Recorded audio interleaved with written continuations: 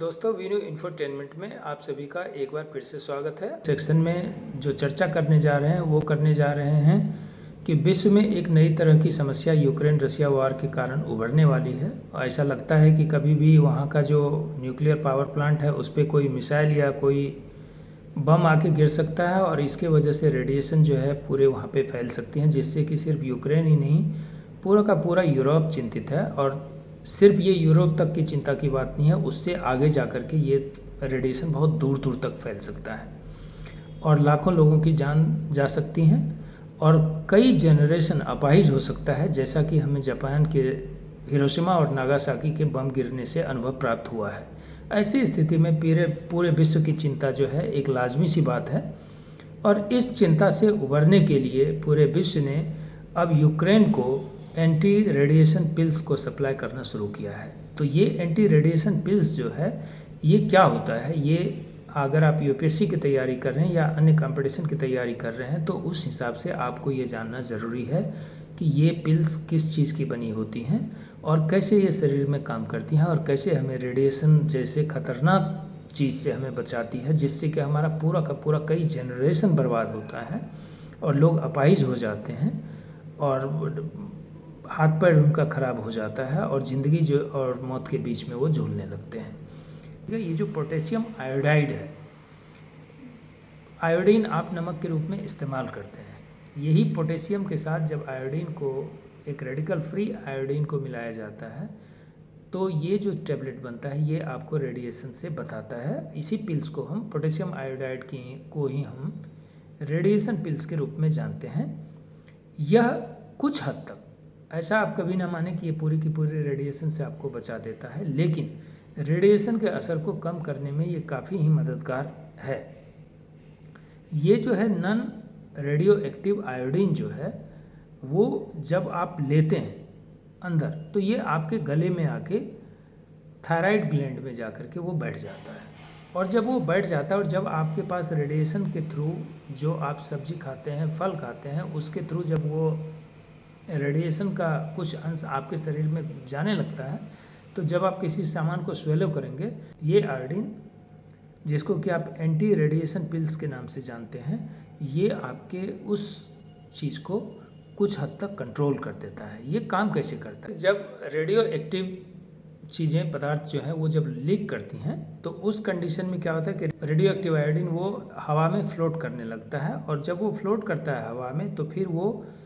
पानी को, हवा को और जो ज़मीन है, ज़मीन के सॉइल को काफ़ी बुरी तरह से इम्पैक्ट करता है और वो चारों तरफ फैल जाता है। उस स्थिति में क्या होता है कि जो साग सब्जी इन ज़मीनों में उगती हैं या उगाई जाती हैं उस पर इस रेडियो एक्टिव सब्सटेंस का असर चला जाता है। वो सामान चाहे आप उसको कितने भी धो दें, वो रेडियो एक्टिव सामान उतने तरीके से निकलता नहीं है, वो साबुन से धोने पे भी कई बार नहीं निकल पाता है। उस स्थिति में जब उसको आप कंज्यूम करते हैं तो ये रेडियो एक्टिव सामान जो है ये आपके सबसे पहले थायराइड ग्लैंड को इम्पैक्ट करता है। तो ये जो थायराइड ग्लैंड है,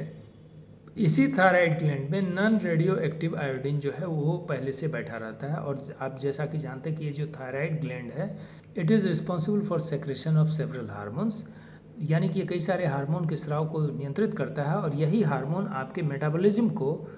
चुस्त दुरुस्त बनाता है। तो इस कंडीशन में जो ये आयोडीन है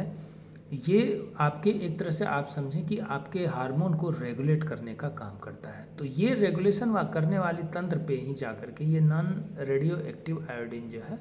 वो वहाँ पे एक्यूमुलेट होता है और जैसे ही रेडियो एक्टिव आयोडीन आपके शरीर में आता है तो ये ग्लैंड एक्टिव होकर के उसको न्यूट्रलाइज कर देता है और न्यूट्रलाइज करने से उसके असर को शरीर पे पड़ने से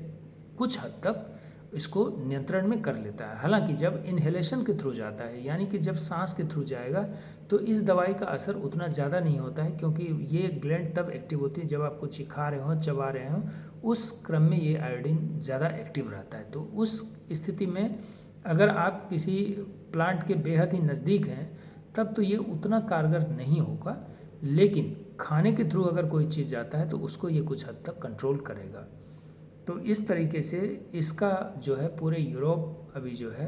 यूक्रेन को 5 लाख से ऊपर पिल्स सप्लाई कर रहा है और ये लोगों को इंस्ट्रक्शन दिया, ये दवाई ऐसी दवाई नहीं है कि जिसको आप पहले खा लें इस उम्मीद में कि रेडियो एक्टिव लीक होगा और खा लेता हूँ, परमानेंट सुरक्षा मिल गया। ये तब होगा जब रेडियो एक्टिव लीक कंफर्म हो जाए और लोगों को ये पता चल जाए कि अब यहाँ से बचने का कोई रास्ता नहीं है। उस कंडीशन में इस दवाई को लेने की इजाज़त दी जाती है। नहीं तो इस दवाई से आपके चूँकि हार्मोन्स एक अलग तरीके से रेगुलेट हो जाएगा,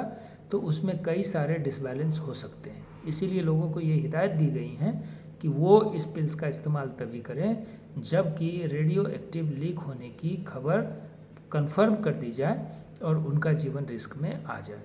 तो इस तरीके से आज हम रेडियो एक्टिव पिल्स जो पोटेशियम आयोडाइड है वो कैसे फंक्शन करती है उसको जानने की कोशिश किए हैं, और उम्मीद करते हैं कि आप सभी भी इस पिल्स की जानकारी ले लेंगे और आप ये जानेंगे कि ये जो आयोडीन है, रेडियो एक्टिव फ्री आयोडीन, ये एक शरीर के मेटाबॉलिज्म को कंट्रोल करता है और रेडियो एक्टिविटी से हमें बचाता है। उम्मीद करते हैं आपको ये कंटेंट अच्छा लगा होगा। धन्यवाद।